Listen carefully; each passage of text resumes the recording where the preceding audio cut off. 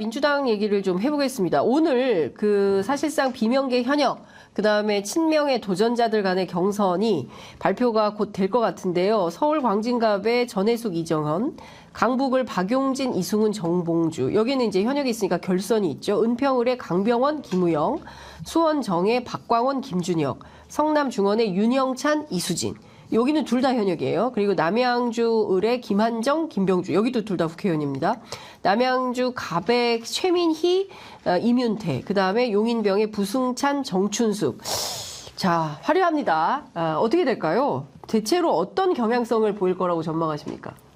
이거 사실 예측 불가. 예. 너무 어렵습니다. 이건 사실은. 예, 슈퍼 투즈데이라는 표현을 이제 미국 대선할 때 하는데 오늘 슈퍼 웬즈데이 아니냐 이런 얘기 기자들끼리 하고 있거든요. 아마 민주당 경선에서 가장 관심을 많이 받는 시간일 텐데 밤 10시에 또 하필이면 발표를 합니다. 그래서 내일 아침에 편의점에서 조금 더 자세하게 하셔야 되지 않을까 싶습니다. 저희 방송에서 못 다뤄요. 이 시간대가. 그러네요. 근데 사실 박용진, 강병원, 박광호 이 세 명이 살아 돌아온 다음엔 어떻게 봐야 되고, 정봉주, 김우영, 김준혁, 뭐 이수진, 뭐 이렇게 살아 돌아오면 또 어떻게 봐야 되는 겁니까? 그 양쪽의 길이 있는 그러니까 거예요. 이게 간단하게 강병원 의원 사례를 좀 말씀드리면, 강병원 의원이 이재명 대표 구속영장이 청구됐을 때 체포동의안이 넘어오지 않았습니까? 네. 그때 뭘 읽었냐면은 마태복음을 읽었어요. 대표 면전에서. 그게 마태복음이 무슨 내용이냐면은 예수가 십자가에 못 박혀 순교하는 장면이 묘사되어 있는 겁니다. 그러니까 쉽게 얘기해, 이 얘기 뭐냐면은 본인 보고 희생하라고 사실상 체포동의안 가결을 암시한 내용이거든요. 그러니까 그런 내용들이 있기 때문에 이게 결국은 그 이재명 대표를 따르는 지지자들 입장에서 봤을 때는 강병원 의원은 납득할 수 없는 국회의원 중에 하나겠죠. 근데 반대로 지금 이재명 대표의 여러 가지 공천 행태들이 지금 강병원 의원을 지지하는 뭐 친문계로 대표되는 여러 가지 세력 측면에서 보면은 뭔가 내쫓는 느낌이지 않습니까? 그리고 사적 복수 같고 그렇기 때문에 공천이 아니고 사천이라는 비판을 받고 있습니다. 그리고 여기다 오늘 보면 홍영표 의원은 탈당을 예고하지 않았습니까? 탈당하겠죠. 하게 되면 그 동력이 결국은 어떻게 실리느냐의 문제인데 경선을 했기 때문에 사실은 상대당의 후보가 될 수는 없겠죠. 하지만 이런 것들이 하나하나 켜켜이 쌓이면 결국 민주당 내에 분란거리가 되는 것이고, 특히나 강병원이나 박용진이나 이런 분들은 상대적으로 의정 활동에 대해서는 우호적인 평가를 동료 의원들로부터 타당 의원들로부터 받는 분이기 때문에 생각보다 기폭제적인 역할을 할 가능성이 크다. 이분들에 대한 공천 여부가. 그렇기 때문에 민주당에서도 이 결과를 주목하는 것이 아닌가 생각하고 있습니다. 본인들은 연락을 해보면 굉장히 어렵다. 이게 사실 말이 그렇지 30점, 그러니까 100점에서 30%를 감점한다는 것은 표에서 굉장히 불리한 팔다리 다 묶고 경선을 해야 되는 상황이 되는 거기 때문에 본인들한테는 어렵다, 살아 돌아오기 어렵다, 이제 이런 얘기를 하고 있는데, 만약에 이변이 발생하게 된다면 그조차도 굉장히 또 다른 이후에 당내 구조까지도 영향을 미칠 수 있는 상황이라고 볼 수 있죠. 사실 말씀처럼 지금 감점 포인트가 너무 크기 때문에, 게다가 박용진 의원 같은 경우에는 3인 경선이거든요. 그래서 이제 50% 이상 득표를 하지 못하는 사람이 나오면 다시 결선에 붙게 돼 있습니다.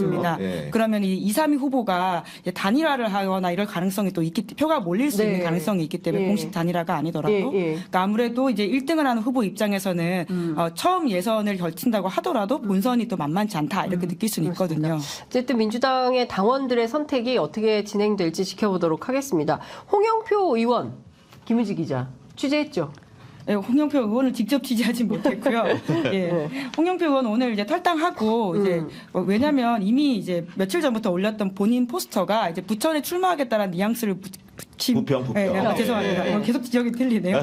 부평, 부천. 가까워요. 부천은 서른 의원이고 죄송합니다. 부평에 출마하겠다라는 뜻을 밝히면서 그 포스터를 보면 본인의 이름과 지역은 그 새로운 미래를 뜻하는 민트색을 이제 해놨더라고요. 나머지는 다 이제 파란색 계열이고 고래가 크게 그려져 있는데 이제 그런 것들을 보면 아무래도 이제 소위 말한 진짜 민주당을 지금 주장하고 있는 새로운 미래와는 당장 가진 않더라도 결을 같이 하겠다라는 것은 충분히 좀 짐작할 수 있는 것 같습니다. 어찌됐든 제가 홍영표 대표하고 직접 통화한 내용에 따르면 이제 출마가 중요하다. 일단 출마는 해야, 일단 출마는 해야 되겠다. 일단 출마를 해서 살아 돌아오는 게 중요하다. 이제 이런 얘기를 했고, 뭐 딴당을 가거나 이럴 것 같지는 않고요. 일종의 이제 무소속 민주연대, 이제 그거를 이제 서른 의원이 표방하고 있는데 아마도 그 결을 같이 하게 되지 않을까 싶고, 결과적으로 어떤 선택을 받게 될지 이제 앞으로 남은 30여일간의 그 여정 속에서 그 결과가 드러나지 않을까 싶습니다.